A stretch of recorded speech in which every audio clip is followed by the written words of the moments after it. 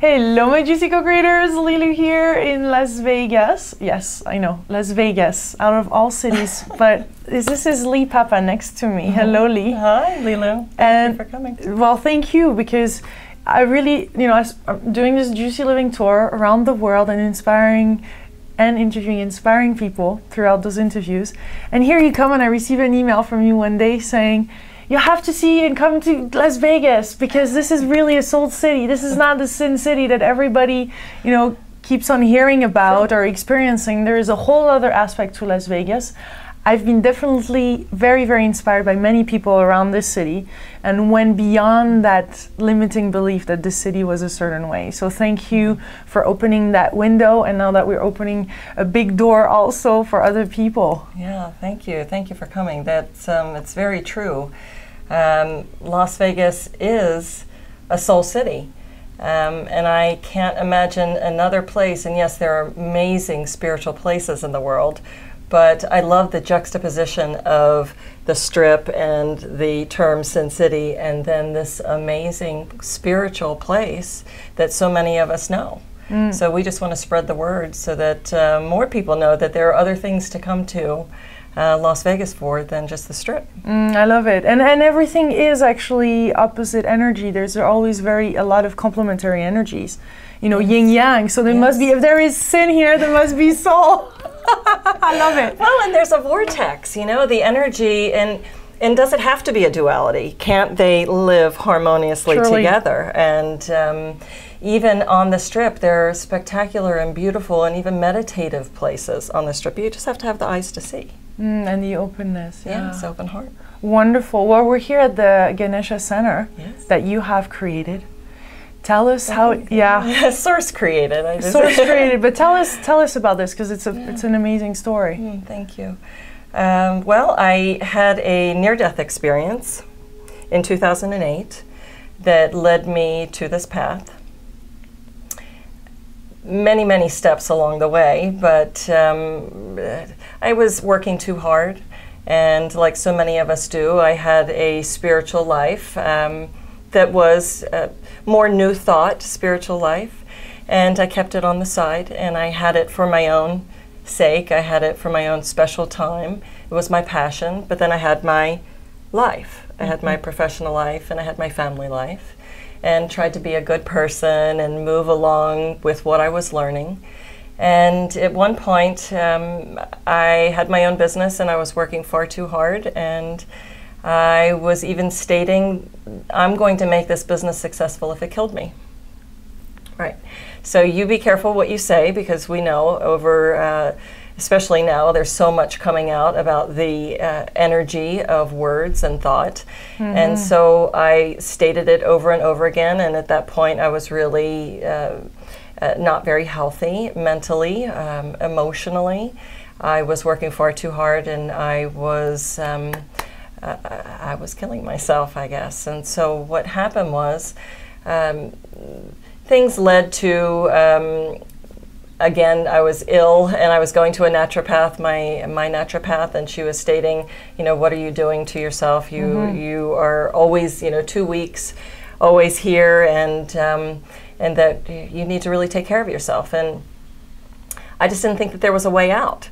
And then I actually heard the word Reiki, and like someone was saying it outside of my consciousness. And when I got home that day, I had a fax from my cousin about this Reiki, and I didn't know much about Reiki at the time. I thought it was some sort of massage. And I got this secondary message, and I was still in a place where I was noticing messages. And then I went back to the naturopath about a week later, and I knocked over business cards that all said Reiki, and that kind of started my healing process. That healing process then led me to my near-death experience. How did that lead you to the near-death experience? Well, I think that once you start opening yourself up, once you start opening that door for healing, that a lot more comes in. A lot more comes in, whether you like it or not, and not always in the timing that you want it. And so I had, again, moving still forward with my business, and it was in the middle of the economy crashing around real estate, and so things happened. I talk about the universal chess game, and the universal chess game is the pieces are moved around, whether you believe that they are to your highest and best or not, but they're moved around, people are moved around, situations are moved around for your highest and best. And the situation was my husband decided to go on a 10-day Vipassana meditation, which is noble silence. And I was ill again, and I had my 3-year-old child. And he was going for his own healing and his own path. And so while he was gone, I ended up becoming very ill. And I had an experience where I went to the light, and I was encased by the light. I was met by 2 light beings. I was not in physical form. I was a light being, and I was happier than you can imagine. And one of the things that is just so spectacular about that, and anyone that can talk about reaching the light, is that the love that you experience on the other side is just nothing like the love that we think it is. It goes just so far beyond. And one of the points that I really remember is that there's no attachment. So you feel this love and this admiration, not only for the person, but for the experience that you've had with that person and the growth. And then there's no attachment. It was just the love of the experience and the love of that energy. And so these 2 beings went through my list of people that are in my life, and I was able to feel that experience with each and every one of them. Powerful, powerful. And they kept my son to very last. And even at that age, I just was so grateful for the experience to be this child's mother, and to have that birthing process, and the whole experience was just powerful. And yet I was still ready to go and wanted to go. And it was like getting off of a roller coaster, you know, arms up, yes, it was excellent, let's go. Do you want to go on that roller coaster again? No, I don't think so, one was enough. And so I really felt it. I didn't want to come back. And these 2 beings said that it was my decision, but that they wanted to make sure that I had all the facts, and the fact of a 3-year-old child losing his mother is very difficult. And so they wanted me to feel what he would feel. And so this feeling washed over my being. Of course, I was an energy being at the time.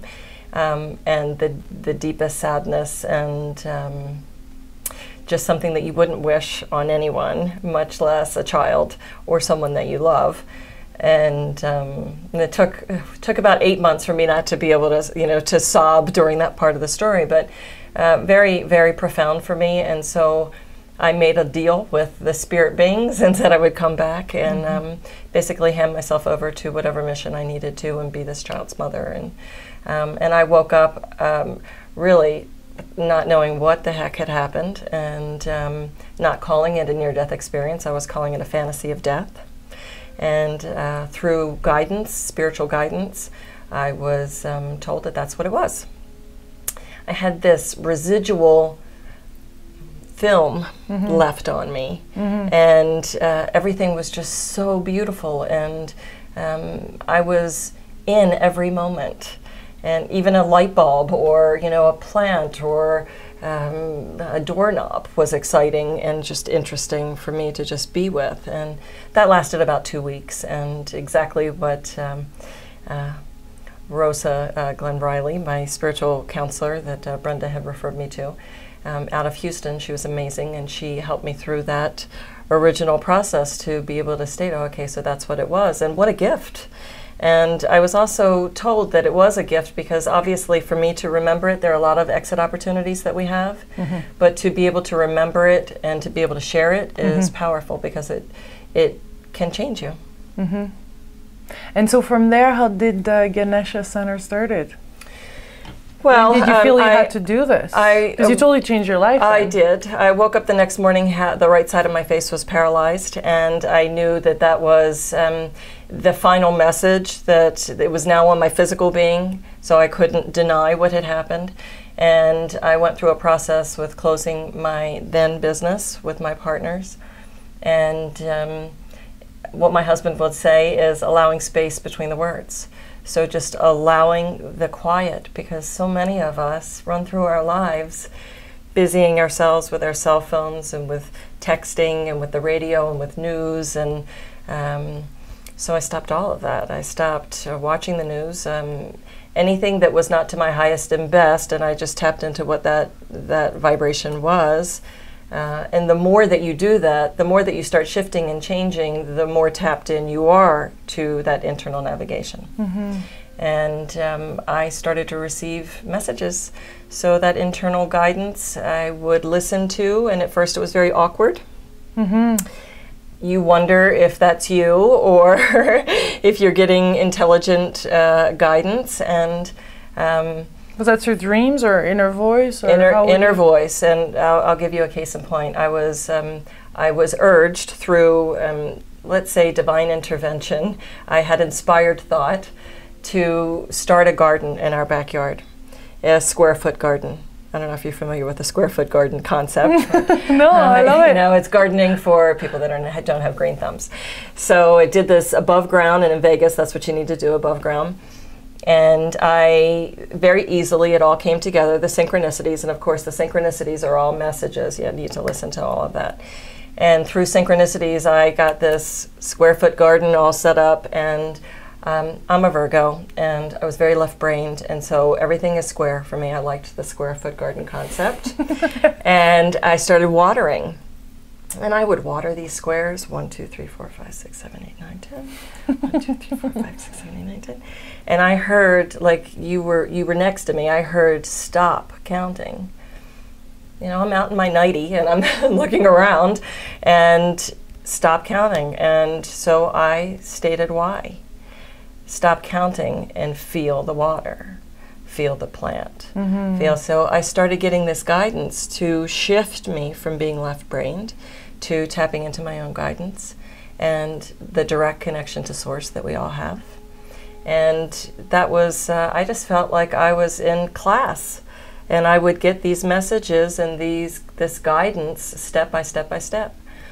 I became Reiki through some dear friends, and that led me to doing Reiki on, actually I got so excited by the Reiki, you know, that's instant gratification, which I'm all about, and I would feel this energy coming from my hands, and I was walking around like this. I wanted to touch everybody and everything. You have an ailment? I'm there. And so that moved me to sending out an email to people, and, you know, can I, free Reiki, I just want to practice, and things started coming through. I would get visions of crystals for people, and I would know things that I had no business knowing. And my husband would say, you know, do you feel anything? He would ask people when they would leave. And so I knew I had to get out of the house. And through a series of guidance, I was led to open 2 rooms. And I was told that there would be a center, and I was given the vision of what the center would be, and that it would be very quickly growing, and that it needed to be a certain size by 2011, and that people would come and kind of like build it and they will come. Oh, that's exactly what it was. And that takes courage to do that big step. What happened there? You had to sign a lease, didn't you? Yeah, on the day that my husband said, don't spend any money.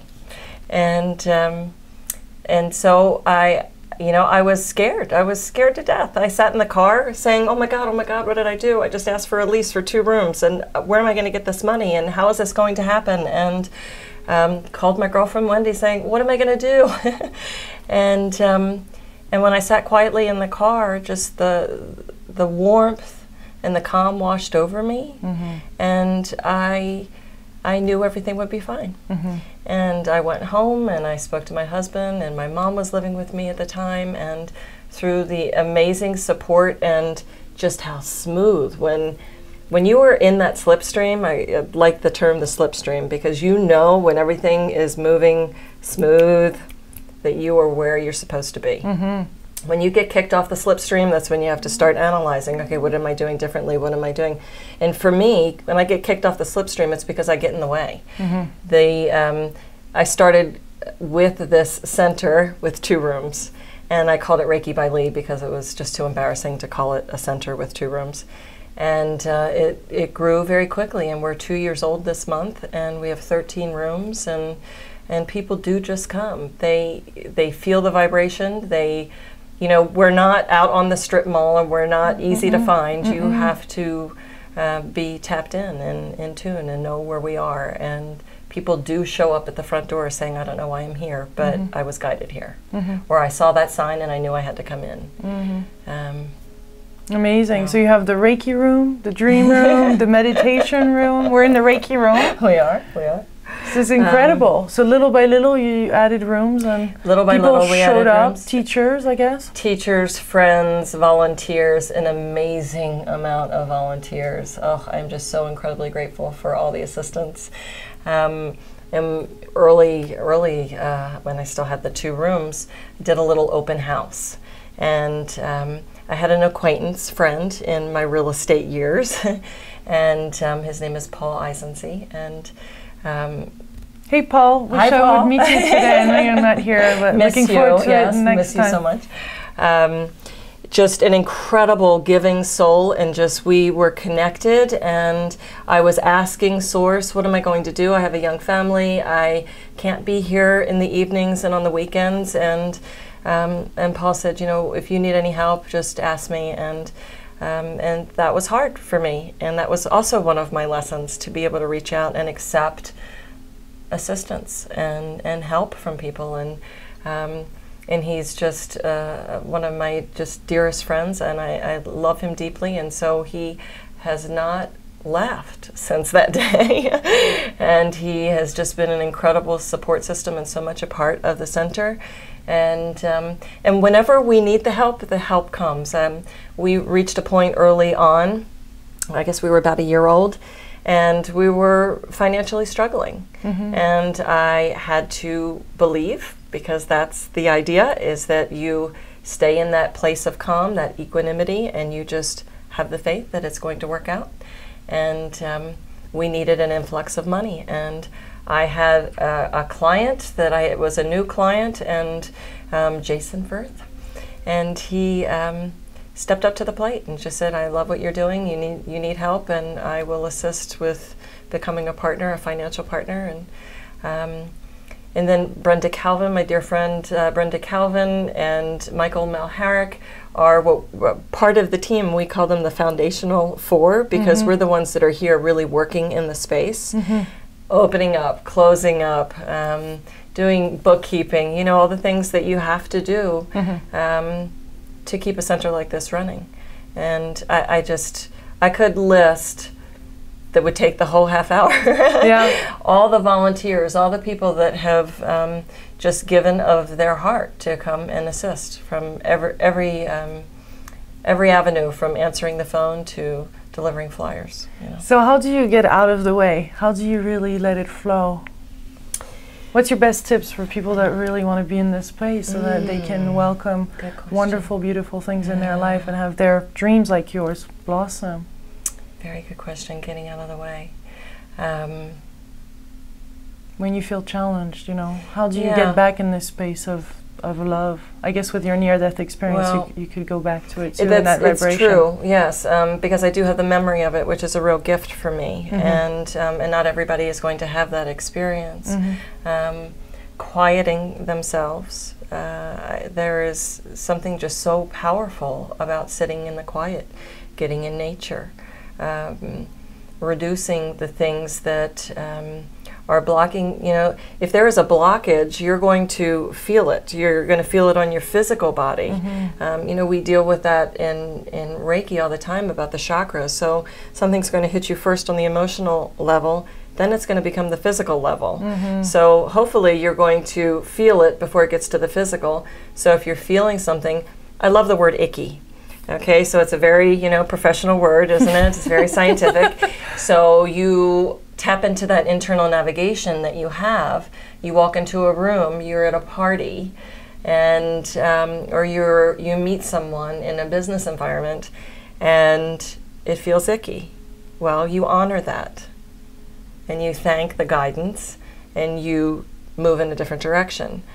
You connect with someone in a loving way, and open your heart, and you feel that connection instantly, like you've known them for years. Well, that doesn't feel icky, that feels amazing. So you go with that. So I would say tapping into that internal guidance constantly, constant conversation. And when things aren't going right, you only have you to look at. It's no one else. Nothing happened to you. Everything that is around you is a direct reflection of what is going on for you.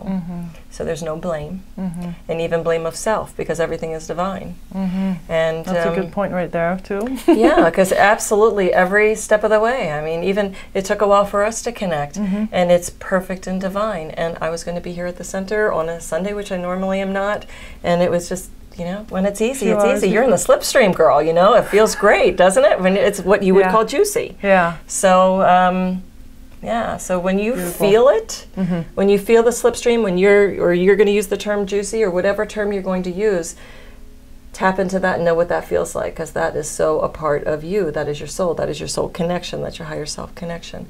And then keep feeling it and do things that make you feel good. Beautiful. So what's the big vision here? What do you see in the next future for the center? What you want to bring about? Yeah, there's so many. There's a lot of healing things for humanity, and well, we're in a really great space. We definitely want to be in larger space, in our own building that can house not only spiritual, holistic healing, because we call this a living center. Because, you know, there's a spiritual center, there's a wellness center, but we like the term living center because that gives people a foundation of how to live their life in joy, in peace, in the slipstream, in their daily life. Give them the foundation so that they can tap in individually, not to go outside themselves for anything, because all the answers are within. So teach them that foundation to go within to be able to live a life like that. So that goes beyond just Reiki or Theta healing or healing modalities or classes. We want people to be able to surround themselves in like-mindedness, in this higher vibration. And so we are in a different paradigm, aren't we? So we're moving out of doing business from the brain and from the pocket, and we've moved into doing business from the heart, and that's the center. We've done business from the heart, and that freaks people out, I can tell you. People that want to be a part of the center sometimes, that are very much in the business of spirituality, or the business of healing.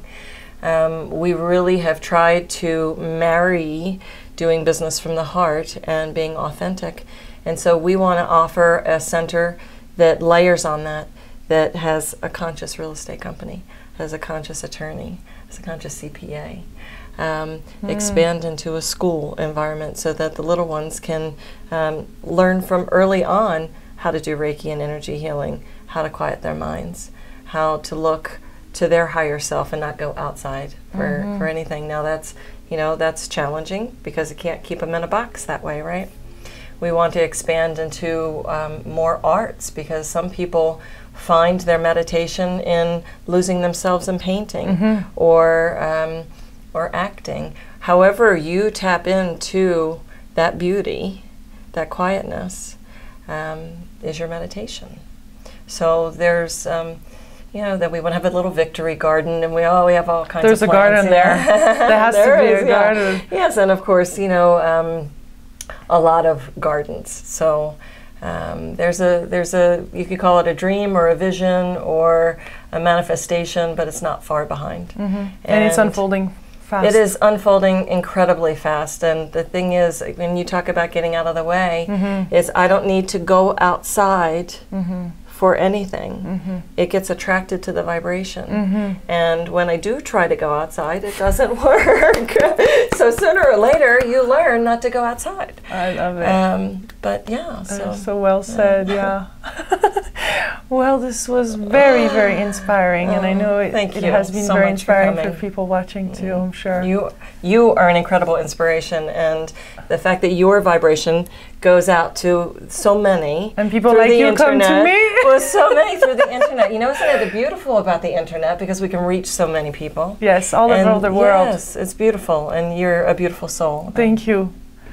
And to other beautiful, juicy souls out there watching this, I send you much, much love. Yes. We love you guys. From Las Vegas, Soul City. Las Vegas.